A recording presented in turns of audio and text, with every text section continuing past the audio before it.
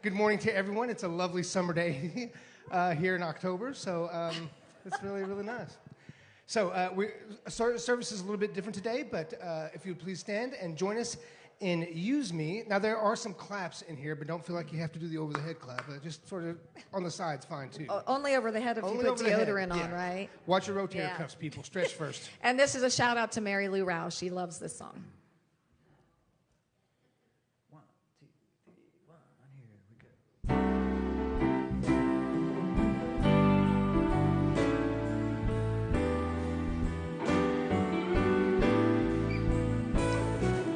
Use me, oh God, I stand for you, and here I'll abide as you show me all that I must do.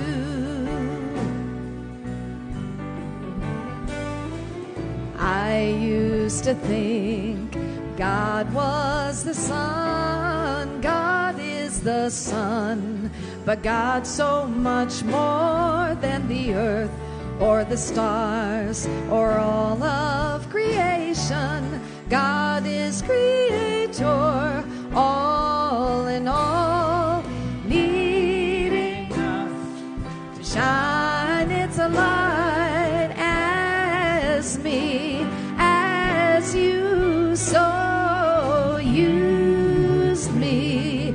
Oh God, I stand for you, and here I'll abide as you show me all that I must do.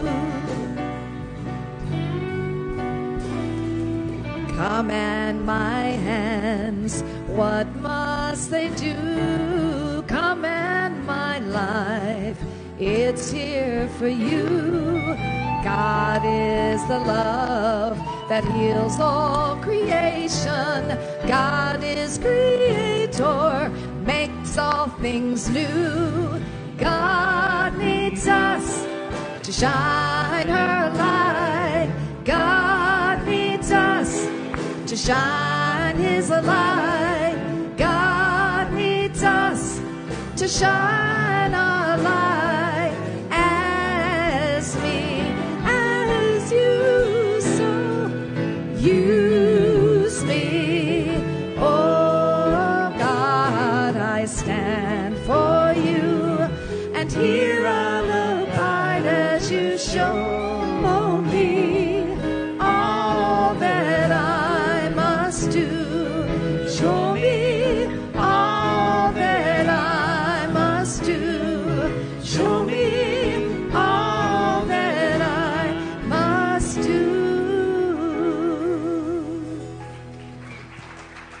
Oh, that's a good one. That's a good one. If you would please join us in Unity's statement of faith. All together now. There is only one presence and one power in the universe and in my life. God, the good, omnipotent. Simone is her name. You may be seated. Good morning. Hang tight.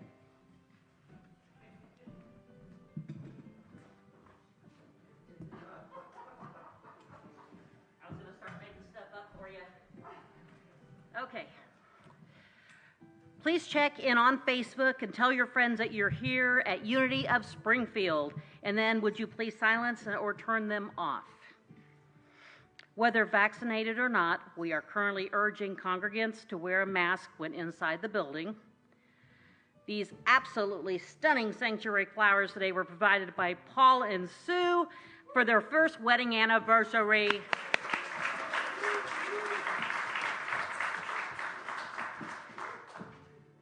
And our mission statement will be on the screen. Let's say it together. Our mission is to encourage and inspire spiritual and personal growth by empowering each other to be authentic, all that we came here to be. And please join me in speaking the affirmation for today's daily word. Compassion inspires me to love without limit. When someone I know is struggling, my heart is moved to compassion. I may offer help and assurance or simply hold them in prayer. The love of God within me inspires me to love others without limits. By cultivating compassion, I connect with humanity, and I realize that we are all human beings with the same basic needs. The qualities I want from my life, for others want as well. Every person wants safety, love, family, friendship, opportunities to thrive, and a sense of well-being. Compassion encourages me to act with loving kindness. As I love others more, I grow in awareness of my true nature. I am the love of God in expression. And the scripture is Ephesians 4:32, we be kind to one another, tender-hearted. And let's repeat our affirmation. Compassion inspires me to love without limit. During prayer and meditation, please hold the following in prayer for our highest good and best experience of life. Declan, Krista,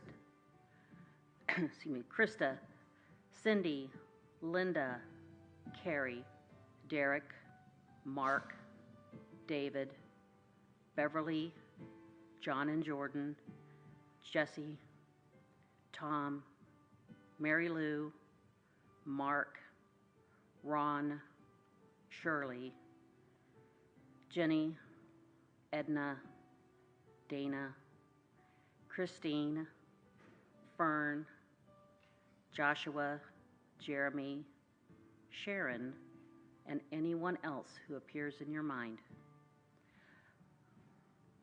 Allow the beautiful, peace-filled tones of the prayer bowl to center you as we begin to move into time of prayer and meditation.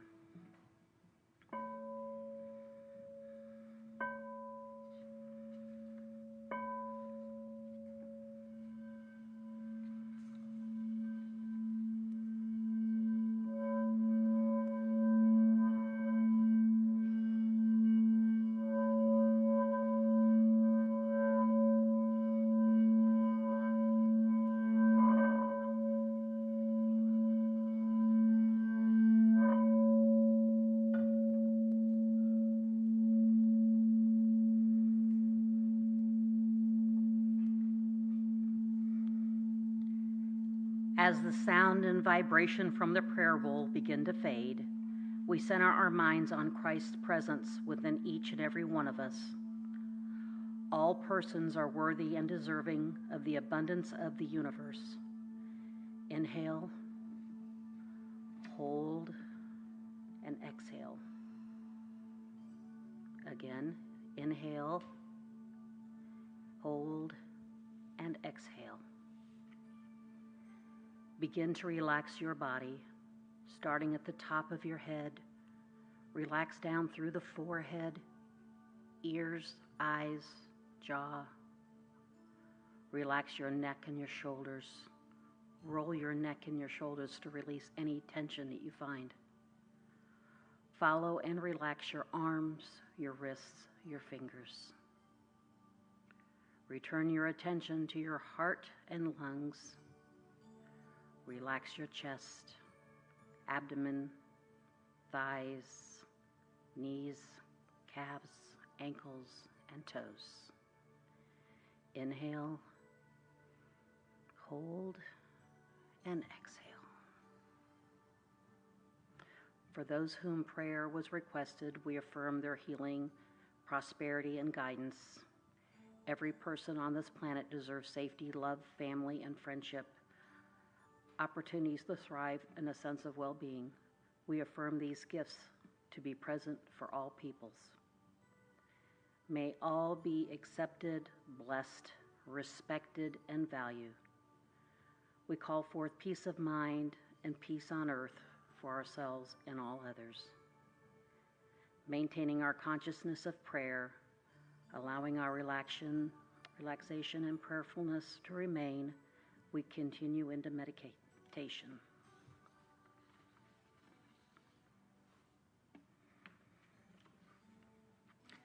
Take a deep breath. Let it out slowly. Can you smell the crisp fall air? Take another deep breath and let it out slowly. You are a leaf on a tree. You have gone through the seasons from calming green to vibrant orange, and now you're crisp and brown. You've had a wonderful time in every stage of your existence. Some small voice has nudged you for some time as you listen to the rustling leaves as a gentle breeze blows through them. Deep inside you know that you need to do something different than just hanging on to that tree. You take a deep breath, and as you breathe out, slowly let go of that branch that has supported you for months. With a gentle breeze, you slowly fall, gently to the left and then to the right. Slowly falling back to the left and then to the right. And as you continue your journey down like a cradle, back and forth, you notice the filtering sunlight and all the vibrant fall colors in the trees around you, and other leaves showing releasing and falling into something new and wonderful. What have you been putting off? What lights your fire that is now just embers? Is there something you should be doing for yourself, for your community? Now is the time to let go of what's been holding you back. Fear, non-worthiness. Listen to the voice in the breeze. Be gentle on yourself, like the slowly falling leaf that cradles back and forth. You too will be supported by the grass when you get to the ground. Remember that fallen leaves nourish the tree and the surrounding dirt. Your actions will nourish your life. And as you go into the silence for a few minutes, take a deep breath, let it out slowly, and listen to your inner rustling.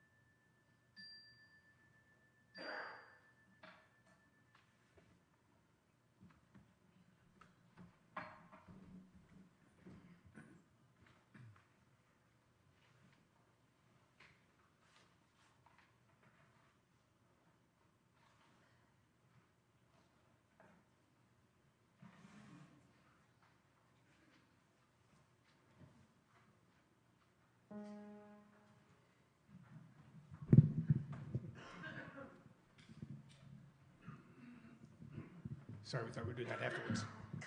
You guys were still meditating, right? Yes. Ruminating. We're actually at that point. We're just ruminating. I actually liked when you almost said medicating instead of meditating, because meditation is medication. So there you go.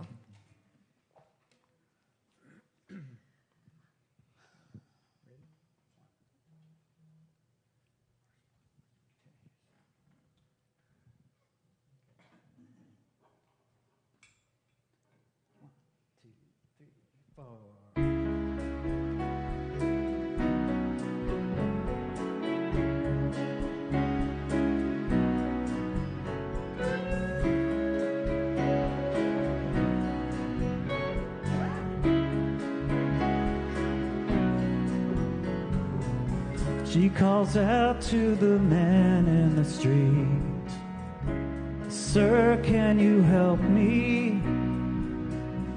It's cold and I've nowhere to sleep. Is there somewhere you can tell me walks on, doesn't look back. He pretends he can't hear her, starts to whistle as he crosses the street. Seems embarrassed to be there. Oh, think twice, 'cause it's another day for you and me in paradise. Oh, think twice, it's just another day for you, you and me in paradise.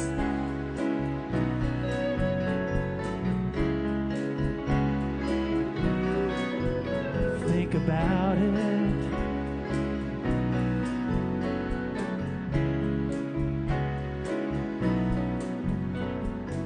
She calls out to the man in the street. He can see she's been crying. She's got blisters on the soles of her feet. She can't walk, but she's trying. Oh, think twice, it's just another day for you and me in paradise. Oh, think twice, it's just another day for you, you and me in paradise.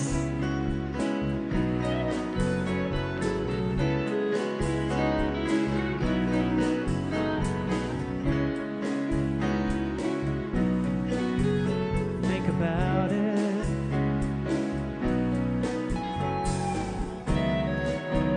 Oh Lord, Is there nothing more anybody can do?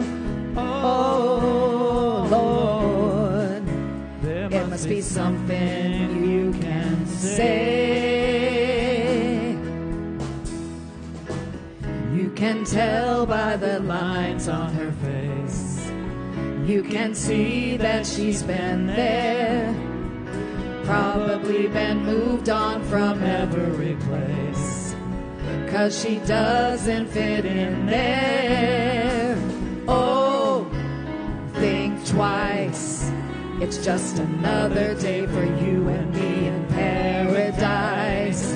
Oh, think twice, it's just another day for you, you and me in paradise.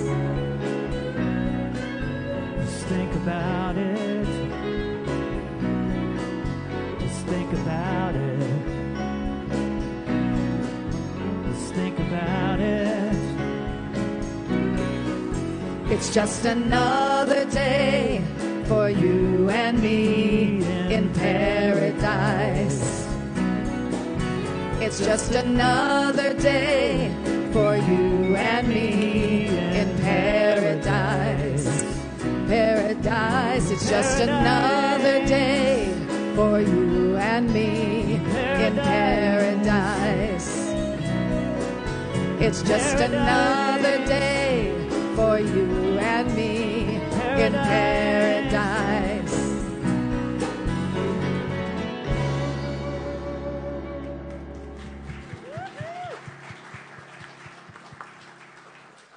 All right, thank you to John Russ and our awesome band.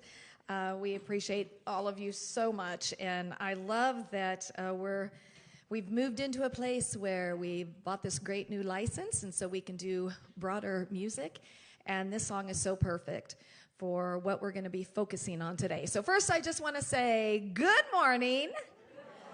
And I hope that you guys are going to get out today and really celebrate our last day of summer in our fall time. But hasn't it been amazing? It's so nice to have such beautiful weather.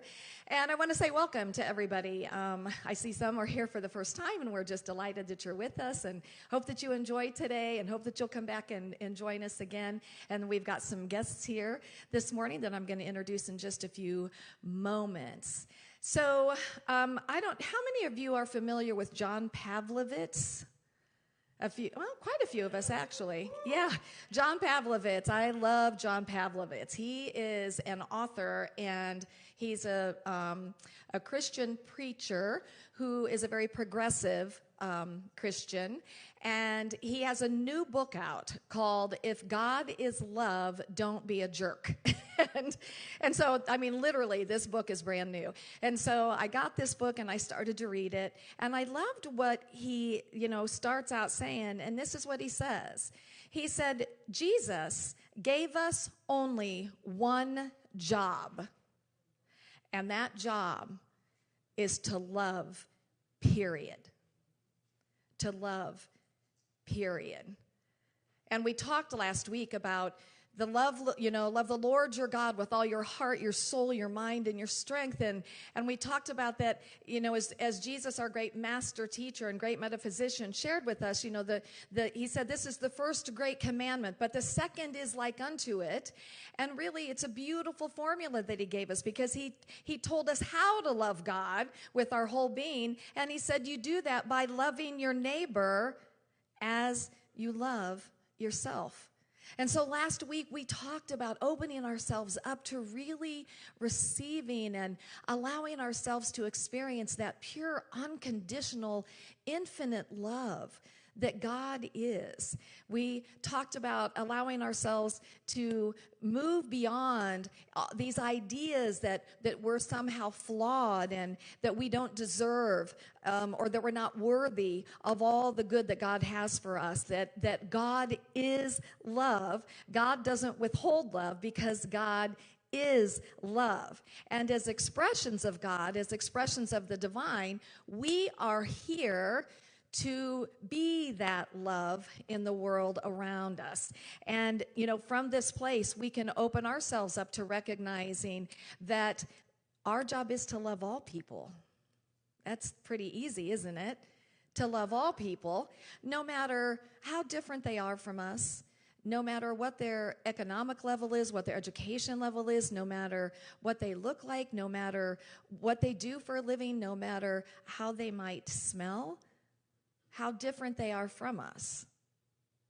The commandment was to love, just to love. So one of the ways that we move into that place of love is through compassion. So I went to Webster, and Webster says that compassion is a feeling of deep sympathy and sorrow for another who is stricken by misfortune, accompanied by a strong desire to alleviate the suffering. When you see a person or an animal suffering, aren't you moved to want to help alleviate that suffering, to be a part of the solution for that animal or for that person? Well, Jesus showed us with his lived experience that we are to love from this place, that we are literally here, my friends, we are here to be here for each other no matter what. And I think that he best said it in this scripture in Matthew 25:35-40. He said, "For I was hungry, and you gave me something to eat. I was thirsty, and you gave me something to drink. I was a stranger, and you invited me in. I needed clothes, and you clothed me. I was sick, and you looked after me. I was in prison, and you came to visit me." Then the righteous will answer him, "Lord, when did we see you hungry and feed you, or thirsty and give you something to drink? When did we see you a stranger and invite you in, or needed clothes and clothed you? When did we see you sick or in prison and go to visit you?" And the king will reply, "Truly I tell you, whatever you did for one of the least of these brothers and sisters of mine, you did it for me." I was talking to a friend of mine, actually the guy who does my hair, and he was telling me that he had this conversation about the scripture with his partner, and that they were out driving one day, and they passed somebody on the road that was out and had a sign, and his partner said to him, "Oh my gosh, how do you know that that wasn't the Christ right there, that you didn't reach out and help that person?" So I want to remind us all that in Unity, we believe that the Christ is inherent in every one of us. We believe that we are born into original blessing, and by virtue of the fact that we exist, that we are worthy of God's kingdom of good. So with our focus on compassion, with our focus today on how can we help to alleviate the suffering of our unsheltered community here in Springfield, Missouri, we are going to focus on this today. And there's a bigger reason behind this that we want to talk about this today. So here's what I want to say, my friends, is the vast majority of people who are homeless do not want to be homeless. Now, I do know of a few people who actually that is their lifestyle choice. But the vast majority of people do not want to be out there with a sign on the side of the street asking for money in any type of weather. The vast majority of people don't want to hide out in homeless camps, fearing that at any time the police can come in and that they can move them out of this homeless camp and literally take all of their life belongings. They don't want to walk around all night, which is something that we were told when we went to a meeting.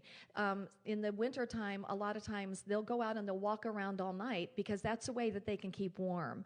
And then they'll try to find a little place that they can sleep during the day because it's warmer during the day for them. And they don't want to wonder where their next meal is coming from. They don't want this life, but circumstances that we are not privy to have brought them to this place in their experience. So I want to remind us, Charles Fillmore, our co-founder, reminds us and tells us that divine loves for the sake of loving. It's not concerned with who or what it loves. It's not concerned with the return of love because the joy is in the shining forth of its nature. In other words, love loves, period. Love loves, because that's what we are here to do. We are here. That's our mission, my friends, is we are here to love out loud and to be the greatest, grandest expression of love that we can possibly be. Charles Fillmore also said that Jesus came to awaken man to the possibilities of his own nature, and one of the greatest qualities in the life of Jesus was his willingness to embrace the human situation and to be deeply moved by tender compassion that compelled him to help and to heal. Jesus was never detached from nor indifferent to human sorrow and suffering. People were never a nuisance to Jesus, but always an opportunity to serve. In 1 John 3:17, it says, "But whoever has the world's goods and sees his brother in need and shuts up his compassion from him, how does the love of God remain in him?" The Apostle Paul said that love is the fulfilling of the law. Jesus said, "I came here not to abolish the law, but to fulfill the law." The Christ as us, as each one of us, my friends, is here to fulfill the law of love. That's our greatest mission, to be that expression of love. And it's going to show up differently for all of us, and we're going to talk about that. But it can show up in different ways that we love out loud. I was reading a Facebook story, and I just thought it was so appropriate for today. A girl went to her dad's house, and he's a beekeeper. And so he has honey. And she said when she got there, he had a big 5-gallon bucket of honey. And when they opened up the lid, there were 3 bees on top of the honey that were stuck in the honey. But they were still alive, but they were really struggling. And so her dad had always taught her that if she saw an animal or something that was struggling like that, to put it out of its misery. So she said, what can we do? We can't let these bees suffer and die in this honey.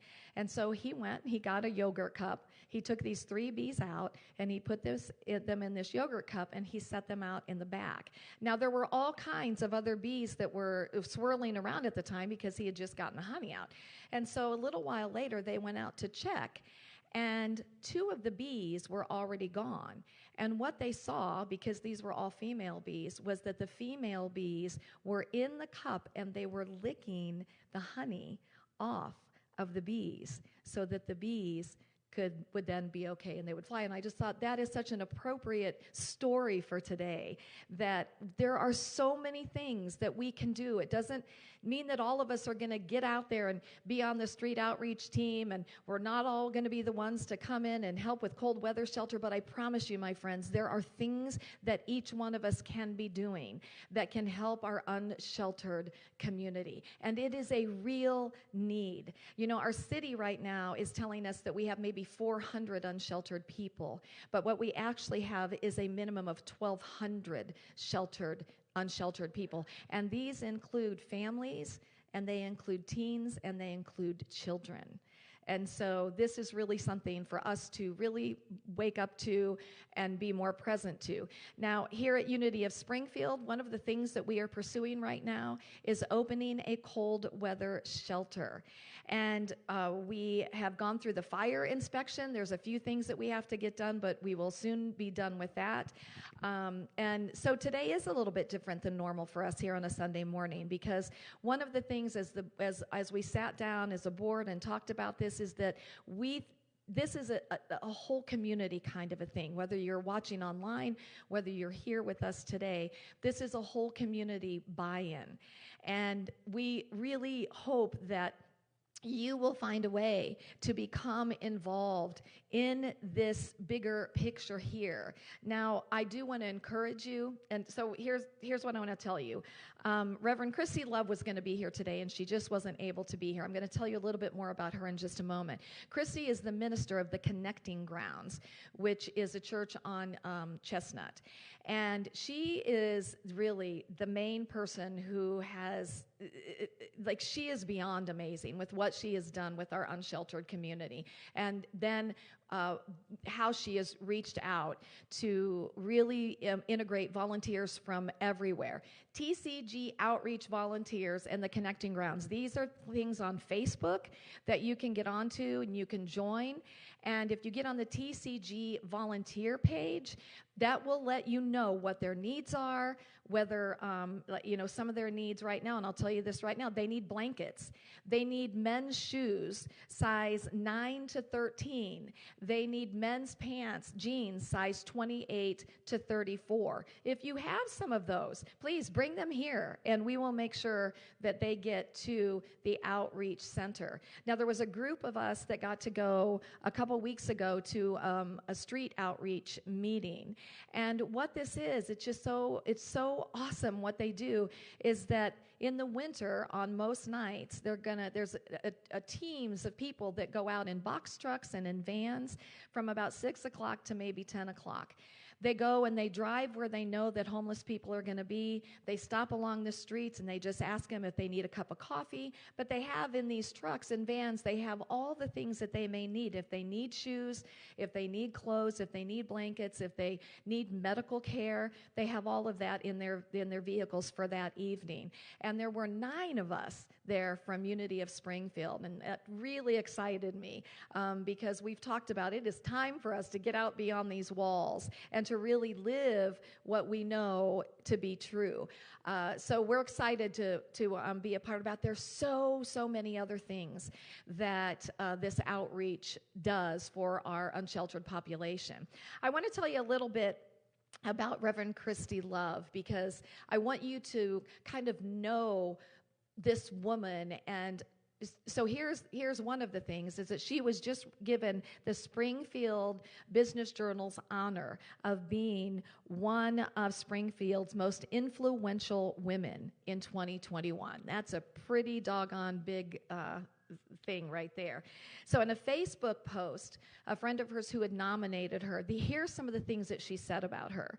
She said, "Christy is a rare combination of tireless, fearless, and equipped with a crystalline clarity about what it means to love one's neighbor. Some of her accomplishments include providing evening warming shelters for the entire 2019-2020 winter season, arranging for a network of small shelters after COVID lockdowns forced the large ones to close, feeding the unsheltered community throughout the pandemic, hosting and supporting the Springfield Street Choir, which is all unsheltered people, creating a center for foster and biological families to connect and grow, and I know that Clay is a part of that now, coordinating mobile outreach to the unsheltered living on the streets and in camps every night this past winter when temperatures dropped under 40 degrees, so they do go into the camps as well, raising nearly $60,000 in under a week and using all of it to put over 200 people in hotels when temperatures dropped to an unsurvivable minus 14 degrees. Do you remember that week last year? raised over $60,000 for that, purchasing and renovating a respite house for homeless men, leading the NAACP Economic Justice Task Force to push for systemic change, and so much more. We are so excited to be connected with the Connecting Grounds, with the Outreach Center, and with Reverend Chrissy Love. You know the great thing about this? We don't have to recreate the wheel. We get to jump on board and be a part of this amazing ministry in our community. Now, today, Josh and Sharon Zahn have chosen to be with us today. They're from the East Sunshine Church of Christ, and the East Sunshine Church of Christ has been hosting the cold weather shelter for, and I'm sure Josh is going to tell us how many years. So we asked Josh if he would come and he would share with us their experiences. The idea here is that if at the end of this, if you have some questions, please ask those questions. There are no questions that you can't ask. Any concerns that you have, any thoughts that you have, we want to hear this. So I just would like to invite Josh to come up and share with us his experience.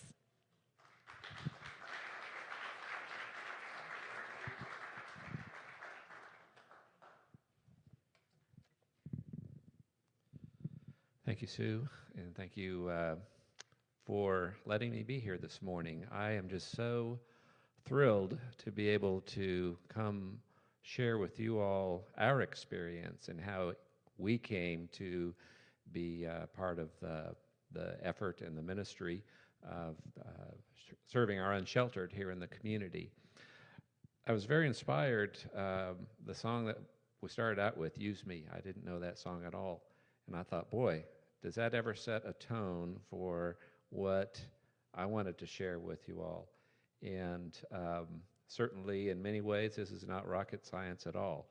This is very simple, as we've talked about this morning, the compassion, the love, all of those things that we are called to be. So what I want to do is share with you just a little bit of our experience and how we came to be where we are. A few things we've learned along the way, sort of that worked well, and that didn't work so well, those kind of things, because as you can imagine, that's just the way that goes. So the East Sunshine Church of Christ, we're located over on East Sunshine, surprisingly, right across from Sam's Club, and that is not where most of our unsheltered are. So why would we be involved in that? Well, we have been a cold weather shelter for men. I'll tell you a little bit more about that in a minute. For 12 years. We're starting our 13th year this winter season. And we had a few folks, it sounds just like here, that were very moved and motivated and felt like that was something they wanted to do in terms of putting love in action.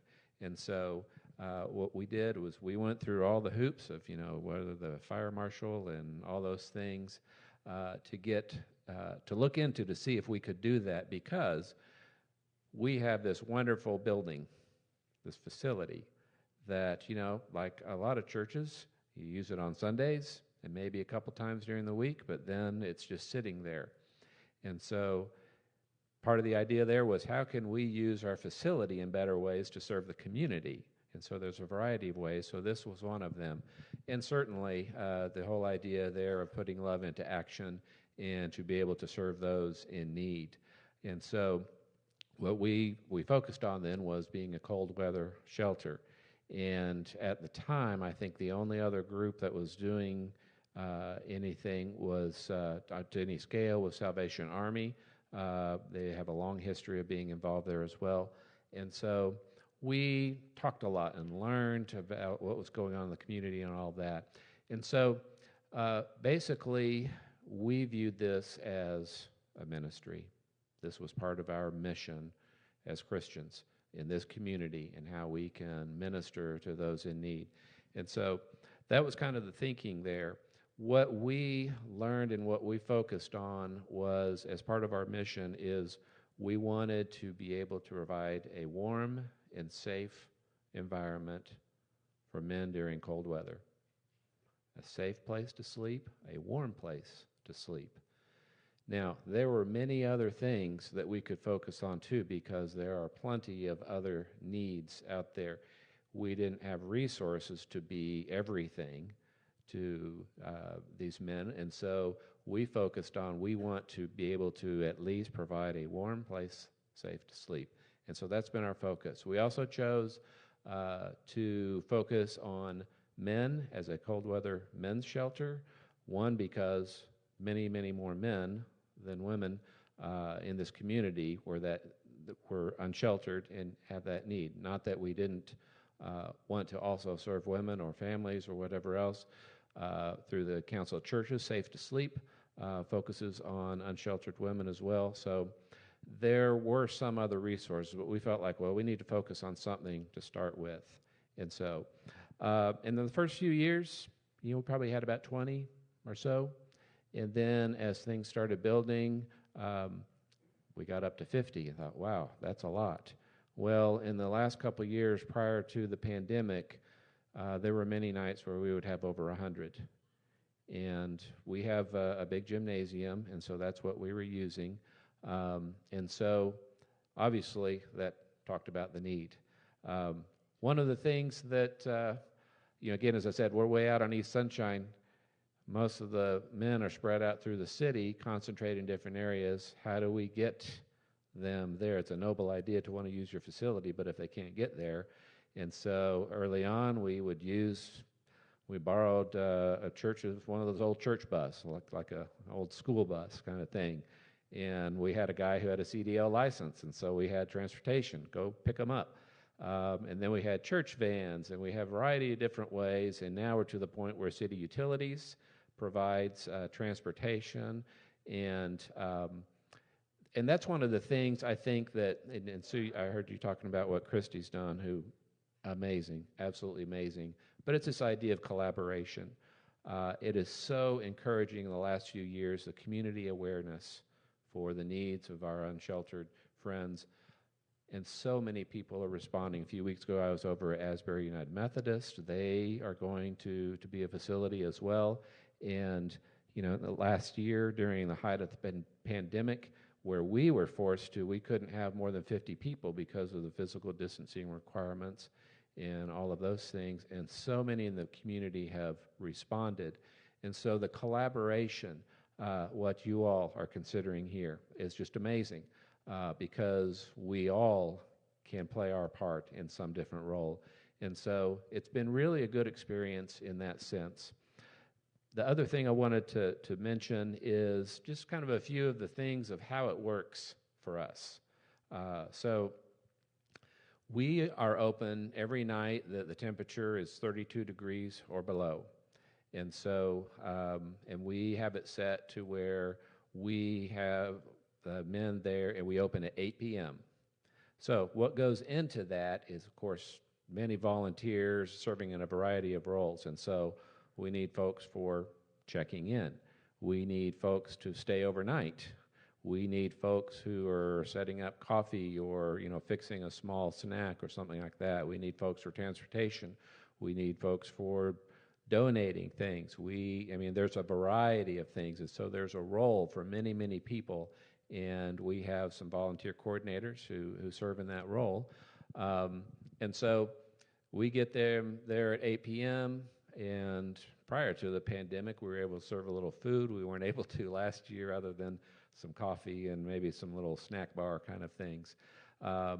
And just give them some time that we have the cots all set up already. That's another thing. People set up cots and put the pillows and blankets out.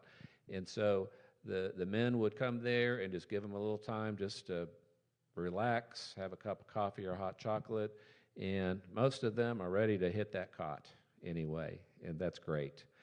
But one of the things that we really have focused on is, as I said before, we're a ministry. It's about relationship. And so we want to engage our guests, and that's what we call them. They're our guests. And so we engage when they check in. We have a system where, we learn their name. And, we all know when somebody uses your name, that makes you feel like you belong, doesn't it? And so we want to establish this as relational. It's not just come on in, and find your cot and leave me alone until the morning when it's time to leave. It's about, welcome to these men. And so trying to engage, and, some guys are ready and willing and others aren't, and all that's fine. And so they have some time there, and then about usually 9:30, 10 o'clock, we do a lights out. So we've had a variety of volunteers who have been there, but then because we're a men's shelter, we have a minimum of 2 men that stay overnight. And usually what they do is somebody takes the first shift of sleeping from 10 to 2, and then they trade off and somebody else sleeps from 2 to 6. And so at least you always have at least two men there. And the way we've done it is you take the same night every week. I do Thursday nights, and so Thursday night's my night, and I've got a team that I work with, and it works real well. And of course, since the way we have done it, it's 32 degrees or less, it's not necessarily open every night. We've talked about, maybe if we want to be open every night, that brings its own set of challenges as well. But in any event, so they're staying overnight, and then in the morning, get some hot coffee. This past year, City Utilities has come at 6:30 in the morning to get these guys on the bus. Now, I don't know about you, but I'm not really rolling out of bed at 6:30 in the morning very effectively. But they come there, and so after that's done, then, we can clean up and be ready for the next time. So that's kind of a real brief thing of how that part of that works. And of course, in the meantime, there's stuff going on during the day and during the week as we are preparing for how that works. So that's kind of an overview of our experience. I'd be glad to take some time here if you all have questions or need to clarify some other things as well. So. Well, first, I so appreciate you bringing this to reminding us this is a relational thing. I love that. I think, some of the questions I know that have come up, have you had incidences that you've had to deal with where you've had to call the police? And how do you handle that stuff? Yes, we do. So we have a gentleman in our congregation who's retired FBI. He's been a police officer. He really has developed an expertise in conflict management, and so he has provided us training because, yes, there are incidences, and from time to time, not very many, honestly, but it helps to understand how to defuse situations like that, and so that he spent a lot of time helping us to understand that. But in terms of incidences, we do have policies, procedures that we use that if there is an incident, depending on sort of the level that it gets to, we do call the police, and if it gets out of hand, then they're taken away. We don't like to do that because what's going to happen? And so usually it's trying to defuse, if you need to separate a couple of people, things like that. We are focused on the safety of our guests and the safety of our volunteers. And so that's really where the focus is. And so in terms of those incidences, that's kind of how that happens. One of the other things related to that is, sometimes there's medical emergencies. And so, many of these men have various medical conditions, and already being out in those elements, those get exacerbated. So we have a procedure in place that if we need to call for an ambulance, they come over, and then, they're taken to one of the hospitals there. So we do have some policies, procedures in place on how that's handled. Great. And I know, because we've had the opportunity to have some of these conversations, and people have said that those kinds of incidences, they are very few throughout the course of the season. Also, like the cots and everything, they're provided to us. Mercy washes the blankets and everything. We just take those over there, so that's all taken care of. The Outreach Center really provides pretty much everything that we need to be able to host this. But we wanted to see if you guys had any questions about this. Two quick ones. One, if you're an all-male shelter, are all your volunteers male? No. Okay. The only requirement is those staying overnight. Okay. As far as in the evenings for setting up cots, I mean, some people set up cots during the middle of the day because that's when they can do that, but it's male and female. The only other thing that we have is you need to be 18 or older in order to volunteer. Our youngest son couldn't wait till he turned 18 because he wanted to come help set up cots, things like that. And so it's really a thing that, we have several young people who have been interested as well. Yeah. And the second one is, does the church have to have special insurance to cover extra insurance? I believe so. Honestly, I am not for sure. I would suspect that's true. I'd have to check on that. I don't know. I don't think that is true, actually. Sorry. Oh, that's fine. I had talked to somebody about that, and that is covered under our policy. No, yeah. Yeah, I just was really curious. Do you ever have any complaints from neighbors? And have you reached out to the neighborhood to just let them know what you're doing? Yeah, that is a great question. And yes, and yes, and yes. So all those. So that's one of the things. So in our location, obviously we're on Sunshine, so our immediate neighbors on the east and west and across the street are commercial businesses. But then behind us, residential neighborhood, much like where your location is. That was one of the big things, especially initially, is reaching out to our neighbors in the residential area. We had several public meetings to say, you are invited, this is what we want to do, we want to talk about this, we want to let you know and be transparent on all those things, and certainly, if there were ever any issues, we would want to be made aware of that. And then with the commercial businesses, our coordinators have made also a special effort to, in fact, about this time of year, as the sheltering season will be upon us soon, they have gone specifically to the neighboring businesses, say, hey, just want you to know we're getting started again. We got Walmart across the street, we have Sam's Club, we got Come and Go, we have some restaurants, things like that.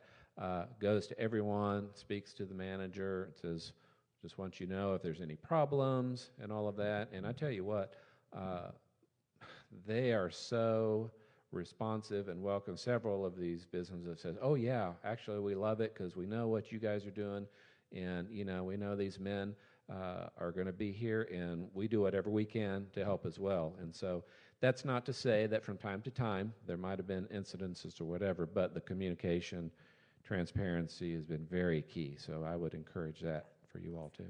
Anybody else?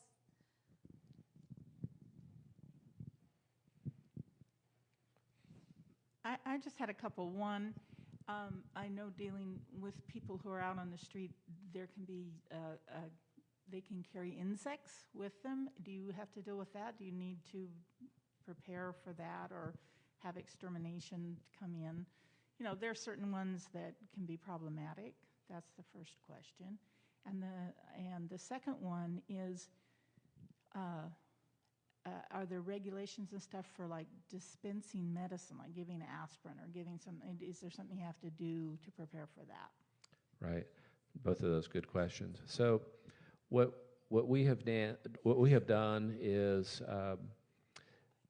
in providing the opportunity for a warm, safe place to sleep, we have really focused on a cleanliness aspect, trying to keep the things as clean as possible. Early on, we actually have some shower facilities at our building too, and we provide those. That became very, very difficult to maintain, so that's not available anymore. But certainly, we focus on the comfort for the men, as I said, for the warmth and safety, and certainly during this time of pandemic, we had to change our cleaning procedures as well because this time last year, we didn't know as many things as we know now, and so there were lots of procedures we put in place. But in terms of the medical questions is, yes, we have sort of a basic first aid kit.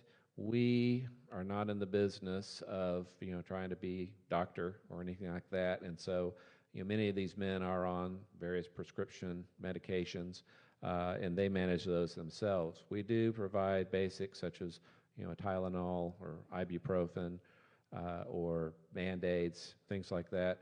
One of the most popular things are the cough drops. So we always have a good stash of Hall's cough drops, things like that. But we pretty much keep it at that because if somebody needs even more medical attention, we're going to, call professionals, as I was saying earlier about the ambulance care, things like that. And by and large, in my experience, we really haven't had, major incidences. We've had some men who have had seizures, and it's the standard thing there. You let that pass, and these guys know how that works, and then they're okay after that. So, but by and large, it's very much at the minimum on that. Yes, I wanted to ask, I work for Burrell, so I was wondering, do you do referrals for mental health services? And also, speaking to that directly to the need for cleanliness and whatnot, and do you refer them to the Veterans Welcome Home Center over at 806 North Jefferson? Yes. Right. Yes. Well, and that's when I was talking earlier about where we focused on specifically where we can be, ministering to the best that we can. In fact, most of the men are coming directly from the Veterans Coming Home place. That's where City Utilities picks them up. So in terms of, there are so many good resources out there now. One Door, what Christy's doing, and as I was saying earlier, the awareness in this community has been amazing, and it's only getting stronger. And so we focus on what we can do, and then if there are other needs, other ways that some of these other community resources can be utilized, yes, we can refer to. And we get those questions all the time of, whether it's for some housing need or for, transportation or things like that. And so we regularly refer to, other resources who can focus on that, and we have a list of phone numbers or names or organizations, things like that, to refer to. And the other question that I had was more on a personal note. Are you possibly the son of Dr. Robert Zahn? Because I recognize that you must be. He was my daughter's pediatrician, a wonderful man, and I can really see that the apple didn't fall very far from the tree as far as compassion goes. So thank you very much. Thank you. I appreciate that. And yes, I am. Proudly so. Can you give us some examples of what did not work? Like you said, the shower. Right. Yeah. The shower. Early on, we tried to provide more of a meal, and that worked okay. But that's coming home, and at the time, the kitchen had a place where they could get meals as well. And so we found that many of the men already had a meal. It wasn't so much that it didn't work, but that was not what we needed to focus on. And so that would be example. Yeah, the showers. I think, trying to think what some of the others would be. So especially when we're getting up to 75, 100 guests every night, our gym could only hold so many, and then there's our main lobby just outside the gym, and then hallways down either side, and so we were letting men sleep almost anywhere. Well, that really became difficult in terms of kind of keeping track, making for the safety and all of that, and there would be times, I talked about the incidences earlier. It might be best just to separate, but we found that really it makes more sense is here is the space for where you're going to sleep and where we can minister to you, and that way we can keep the other areas. Part of that was fire marshal requirements as well. One of the things that has worked, which I was surprised at first, is we also, many of these men are carrying weapons. And so what we do is we ask them, say, when you're checking in, we'll take your weapons, we'll put your name on it, and in the morning before you leave, we'll make sure that it's there available to you. Most of these men are very honest about that. Says, yeah, here's mine and all of that. And so that's worked well in terms of, you talk about relational. I mean, we are open, honest, upfront with them, and they are with us as well. The other thing that didn't work so well was I was talking about some of the incidences, things like that. And early on, trying to figure out, how to manage that and how to do all those things. One of the things we learned is most of these men completely understand what is being offered here, and it's a good thing, and they don't want it messed up. So they don't want somebody coming in saying, don't cause a problem, because then they'll shut down, and we've all lost on this. So they're really good about helping one another on that as well. Awesome. All right. Oh, yes.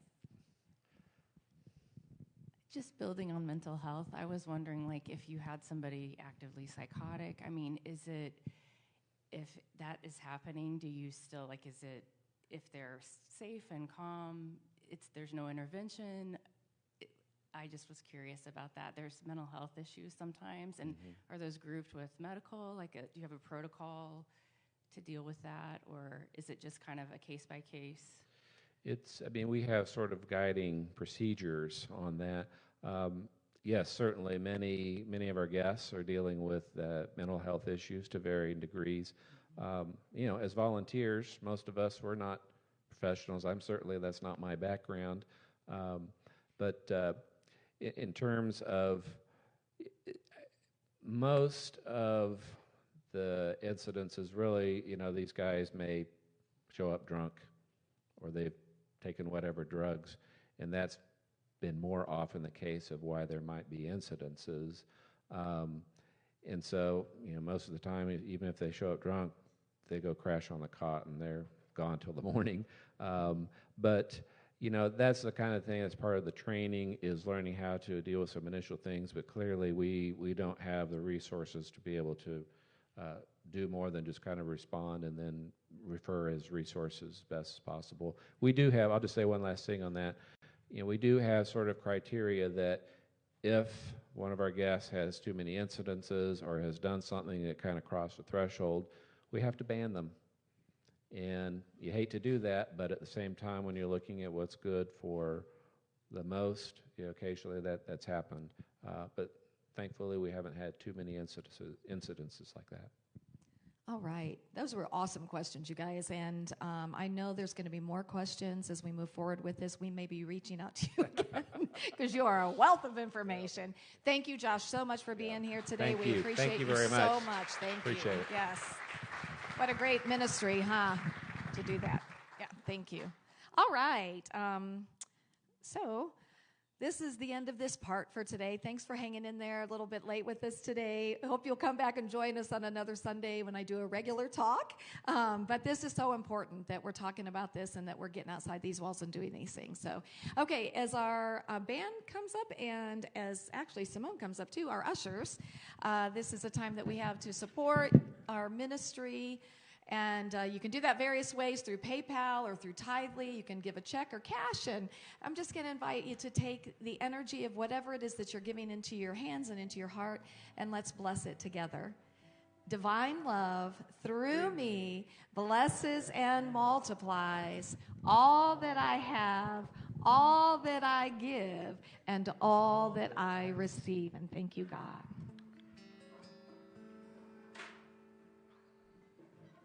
It's you.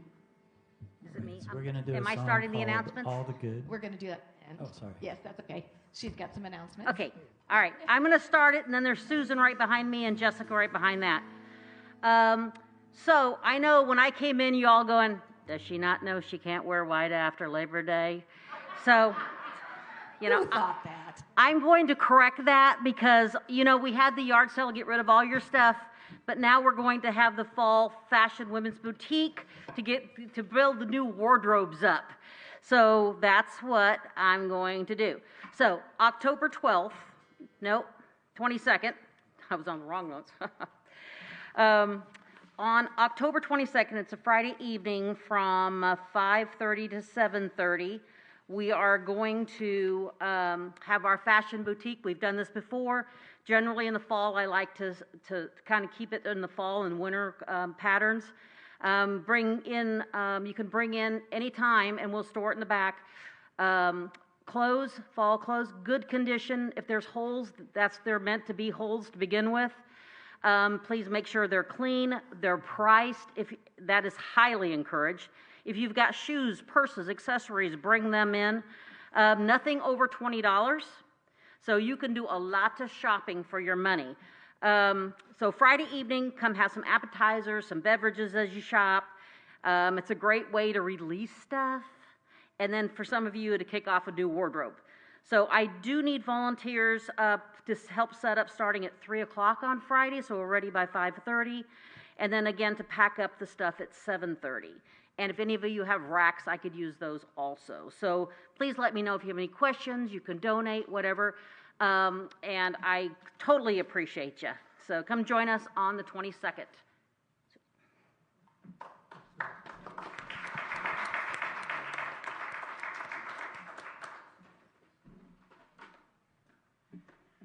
Hey gang, pretty intense service today, huh?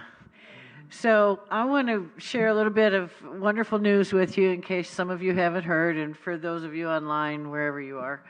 The Giggle Box project kind of looked like it fizzled during COVID. But I want to tell you, it was really a metamorphosis. It was an amazing thing, kind of like our meditation with the leaf. Children's Miracle Network and Holidays in Hospitals, which is a not-for-profit that is hooked in with Children's Miracle Network through Cox Hospital here locally, have taken over the Giggle Box project. And they are making Giggle Boxes for, all the kids in the hospital, and they are also expanding out and I think giving them to some of the hospital patients, which is my goal from the beginning. Anyway. And a number of you have asked me about the bus. Well, they weren't interested in the bus, and it was really disappointing and oh my God, you can't take the bus. Well, so I put it on the market, I put it on the website, and this woman finally, after about 2 weeks, she calls me and she says, I was just up Googling because my teenage kids aren't home yet, and I saw your bus. And then I realized it was in Springfield, and I live in Aurora, and I'm a doctor on sabbatical from Cox Hospital, and I want to come see your bus. And she and her husband came the next day, and they bought the bus, and about a week later, she said, I think I'm being drawn to be in this project.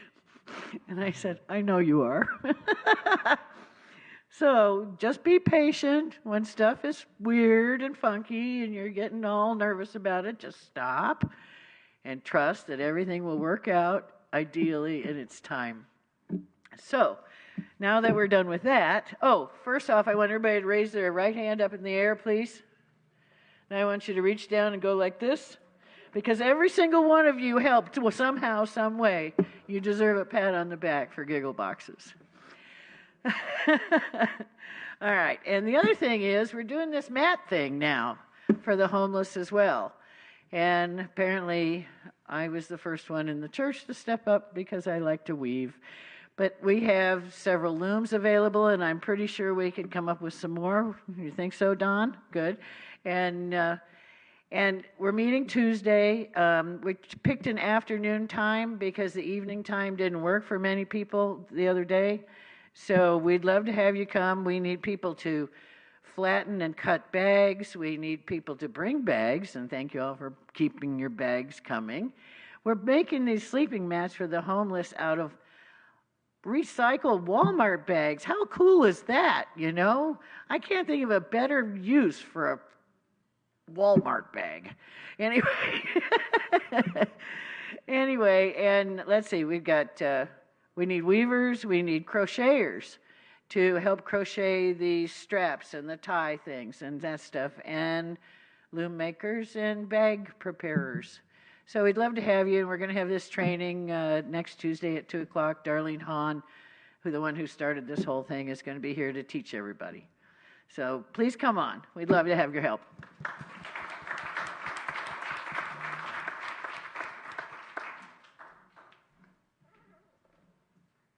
Hi, everybody. My name's Jessica, and I'm the teen director, and I got asked to help facilitate the Spooktruncular this year. Lucas is going to give you all the whens and wheres and what we need. So we're having the youth be involved. It's going to be a lot of fun, and we're excited. I know it's a couple weeks away, but we wanted to make an announcement, and yeah. So, Spooktruncular, right, is going to be happening October 30th from 5 to 7 p.m. Sign-ups are going to be in the hallway, so y'all can decorate your trunks. Please do. We want a lot of them. It's going to be awesome. We are accepting any and all Halloween decorations or fun treats, so bring them over. It'll be awesome. We're going to have a haunted house, so if you want to help us be a part of that, that would be even better. It makes it so much easier for us. We're going to have a fire pit as well, and a lot of the decorated trunks, so y'all can explore all of them. For more information, y'all can talk to Jessica or the church. And that's all I got for y'all, so please sign up in the hallway right after this. Thank y'all. All right, quite an unusual service. I want to thank everybody, especially coming in. That was very, very wonderful. We do have a special program coming through the end of November. I'm getting a winter beard, so we're going to play Watch Mitch age 10 years in 1 week, 1 month. It's just getting started, people. 10 years I'll age. So, quick announcements. Tuesday, October 12th at 6 p.m., there will be a cold shelter meeting for everyone who is interested in participating in this project. On Sunday, October 17th, in the 9:15 New Thought and World Religions class, Amy Burnett will speak on walking the labyrinth. Sunday, October 17th at 6 p.m., the Reverend Pat McClelland is presenting on walking the Bridgeless Canyon to the LGBTQIA group in Fellowship Hall. Saturday, October 23rd at 9 a.m., the Fall Grounds Cleanup. So the volunteer sign-up begins today out there. Mics. Lifeguards are available for pre-order at a cost of $18, and the mock-ups have been wonderful. So it will be expected in time for Christmas. These will make a great gift. We'll turn this off. And please stand and join us in the prayer for protection.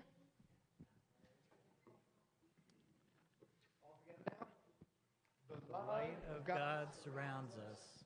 The love of God enfolds us. The power of God protects us. The presence of God watches over us. Wherever we are, God is, and all is well. And now we can do the song.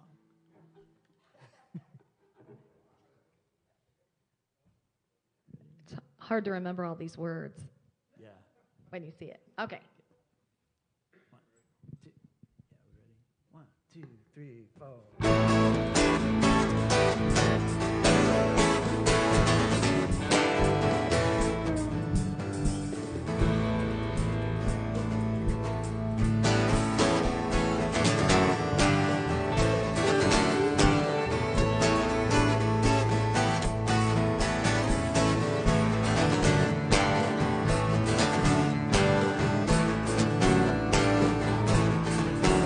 cannot do all the good that the world needs, but the world needs all the good that I can do.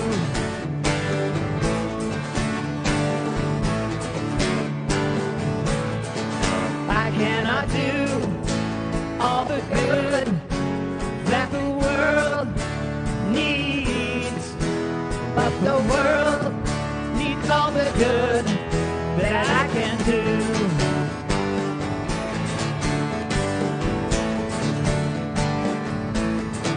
I cannot do all the good that the world needs, but the world needs all the good that I can do.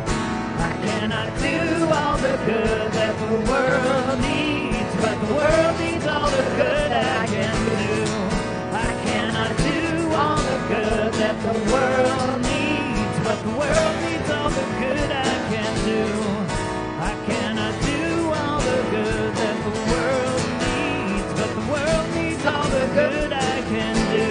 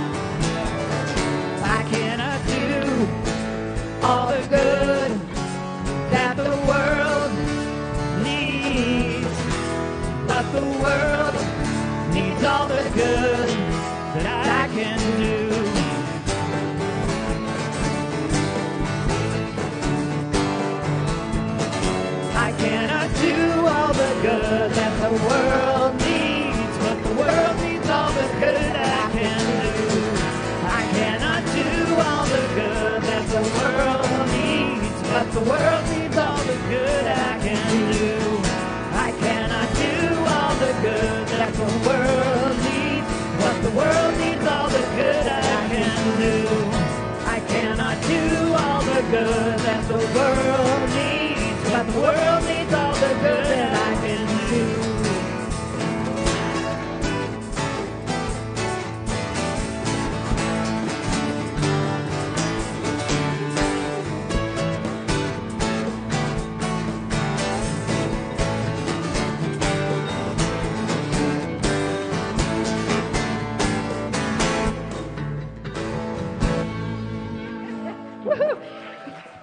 Thank you so much for hanging in there with us today. Have a beautiful and blessed week. Go enjoy this beautiful day.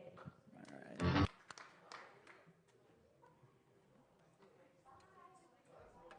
you, guys.